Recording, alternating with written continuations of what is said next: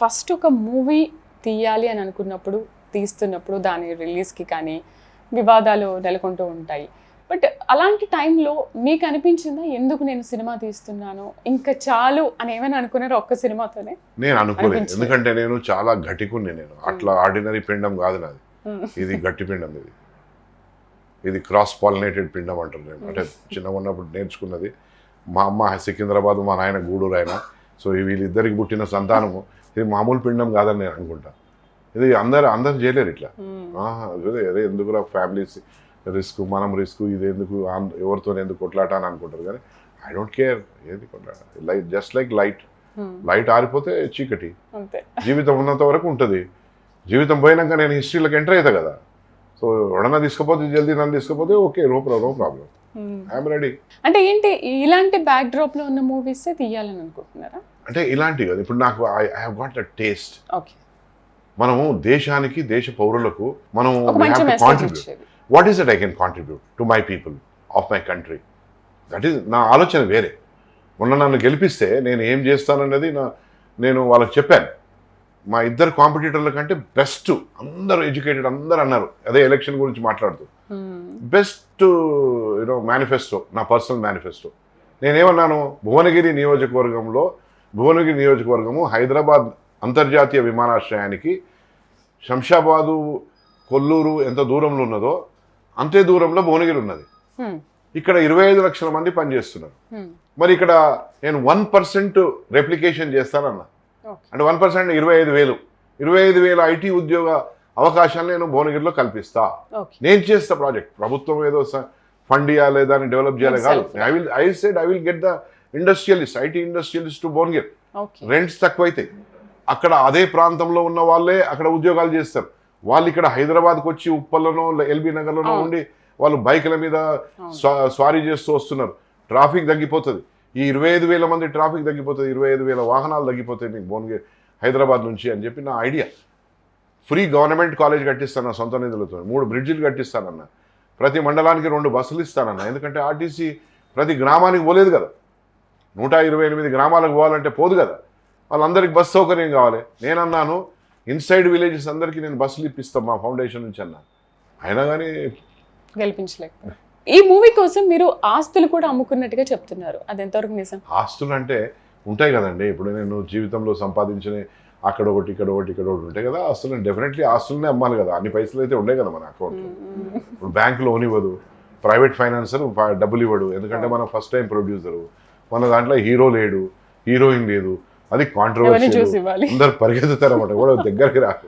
Everybody run away from you. You have to be ఏకాకిగానే తీస్తాం. జగమంత కుటుంబం నాది, ఏకాకి జీవితం నాది అన్నట్టుగానే మనం అనుకోవాలి. ఎందుకంటే కాంట్రవర్సీ అనేసరికి nobody wants to be associated. ఇదెందుకు, మంచి మంచి హీరోలను రమ్మను నేను to be to do some characters. అమ్మో మేము చేయమంటే సరే అనుకున్నా, ఓకే. బట్ మీకు స్టార్టింగ్ అనిపించిందా ఇది ఖచ్చితంగా కాంట్రవర్సీ అయ్యే మూవీ, మరి నేను తీయాలా వద్దా ఏంటి ఒక టైటిల్ అనుకున్నప్పుడు మీకు ఆలోచన అవుతుంది కదా, రియాక్ట్ అవుతారు కదా. ఇప్పుడు దాంట్లో సన్నివేశాలు, చిత్రీకరణలో ఎన్నో సందర్భాల్లో డైలాగ్స్ ఉంటాయి. కొన్ని పర్టికులర్ కమ్యూనిటీ వాళ్ళు మనం చూపిస్తున్నాము. So people will definitely react. You are showing us in the bad light అనేది ఒక ఆలోచన వస్తుంది. But I have very categorically, నేను మోషన్ పోస్టర్ రిలీజ్ అప్పటికెళ్ళి చెప్తున్నా, this is not against any community, especially present day సిచ్యువేషన్కు కానే కాదు ఇది. పాస్ట్ ఆ 396 రోజుల్లో ఏమైందో, ఆ 396 రోజుల్లో నేను తీస్తున్న చిత్రం నేను అనుకుంటా 16 రోజులదే చిత్రం కావచ్చు. 380 రోజులు డిఫరెంట్ ఏరియాలో ఎపిసోడ్స్ అయినాయి కదా. I may be sowing only 16 days. So tomorrow the Razakar 2 may also come కావచ్చు కదా. అంటే ఇది ఒకసారి రిలీజ్ అయిన తర్వాత చూస్తే మీకు ఒక ఐడియా వస్తుంది కాబట్టి నెక్స్ట్ పార్ట్ 2 కూడా తీయొచ్చు. రైట్, ఫైనల్ గా ఏం చెప్తున్నారు మూవీ గురించి ఆడియన్స్ కి? ఒకటి చిత్రాన్ని చరిత్రకు సంబంధించిన చిత్రంగా చూడండి. ఎలాంటి మనస్పర్ధలకు, ఎలాంటి ఆలోచన విధానాలకు నెగటివ్ పోకండి. You see what happen and అప్రమత్తంగా ఉండాలి. ఎందుకు అప్రమత్తం అంటే మళ్ళీ సమాజంలో అటువంటి దుందుడుకు చర్యలకు పాల్గొనకుండా. ఎందుకంటే మనం చూసాం ఒక రెస్పాన్సిబుల్ పర్సన్ ఏమన్నాడు, 15 నిమిషాలు మీరు పోలీసు వాళ్ళు పక్క జరుగుండ్రి, మేము మా తడాక ఏందో చూపిస్తామనే డైలాగ్ కూడా మధ్యాహ్నం కొట్టింది కదా ఒకడు. సో ఇట్లాంటి డైలాగులు కొట్టొద్దు. వాళ్ళని ఎక్కడ పెట్టాలన్నా అక్కడ పెట్టాలి. ఎందుకంటే నువ్వు డైలాగ్ కొట్టిండు వాడు అన్నాడు కదా అని చెప్పి నువ్వు నవ్వుకుంటూ కూర్చోవద్దు. The state or states organisation or department or concern agency should take action and take a binding over from him whoever is concern. No one can talk నీ ఇంటికి వచ్చి నీ సంగతి చూస్తా, నీ ఇంట్లో నేను ఓన్ చేసుకుంటానని డైరెక్ట్ కొడతాడు ఎవడైనా? దేవుళ్ళ గురించి తప్పుగా మాట్లాడతాడు ఎవడైనా? మాట్లాడొద్దు, నాలుగే కోసేయాలి. దేవుళ్ళ గురించి తప్పు మాట్లాడితే ఎవడరా నీకు ఇచ్చింది అధికారం? నేను నీ దేవుని గురించి మాట్లాడితే నువ్వేమంటావురా లెవెల్లో ప్రజల్లో అది ఆ సీన్ రావాలి, ఆ ఫీల్ వస్తేనే. ఎందుకంటే హిందువులు డైల్యూట్ అయిపోయారు. నాకేందిలే, నేను బాపనోని, నేను రెడ్డోని, నేను కమ్మోని, నేను వెల్మోని, నేను ఫలానా అని అనుకుంటారు.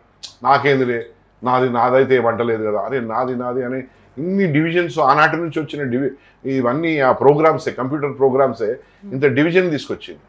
సో సనాతన ధర్మాన్ని గౌరవించాలి. అత్యంత పురాతనమైనది మన ధర్మం.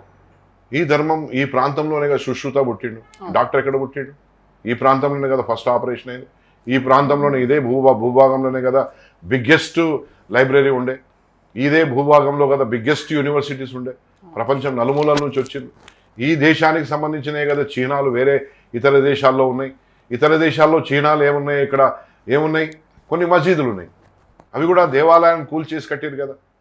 సో ఆనాడు జరిగిన దాన్ని మొన్ననే మనం చూసినాం, రామాలయం రూపంలో చూసినాం. 500 సంవత్సరాల తర్వాత అత్యున్నత న్యాయస్థానం చెప్పింది ఇక్కడ రాముడు జన్మించిన స్థానమే, ఇక్కడ రామాలయం కట్టాలే అని అన్నది. సో నిజాన్ని నిజంగా మనం డైజెస్ట్ చేసుకునే స్థాయికి ప్రతి ఒక్కరు రావాలి. ఏది నిజం? మీ మతం మీది, అది నిజం. నా మతం నాది, ఇది నిజం.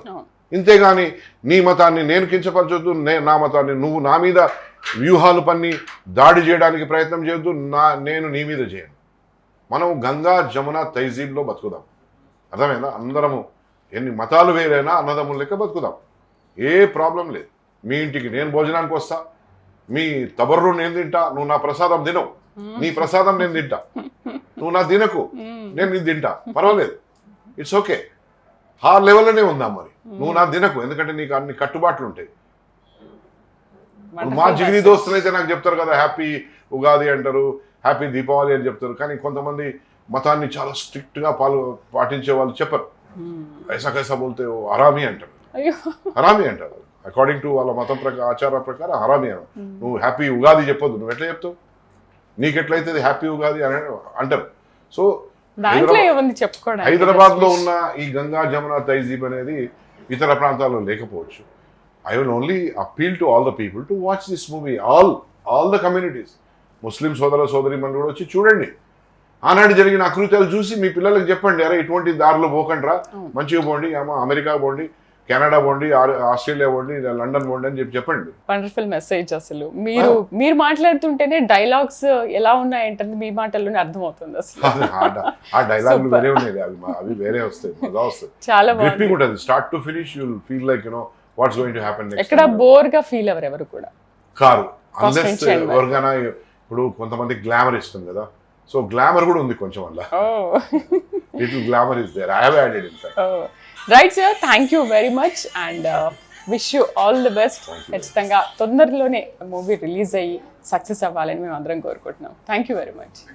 సో రజాకార్ల పాలనలో ఎలాంటి చిత్రహింసలకు గురై ఈరోజు ఈ పరిస్థితిలో మనం ఎలా ఉన్నామనేది రజాకార్ మూవీలో మనం స్పష్టంగా చూడొచ్చు. సార్ కూడా అదే చెప్తున్నారు. సో ఖచ్చితంగా తొందరలోనే మూవీ రిలీజ్ అవ్వాలి, అందరి ముందుకు రావాలి, మనం అందరం చూడాలని అండ్ సినిమా సక్సెస్ కావాలని మనం అందరూ కూడా కోరుకుందాం. ఇది వాళ్ళ ఓపెన్ టాక్. మరొక అంశంతో మళ్ళీ కలుద్దాం. నమస్తే.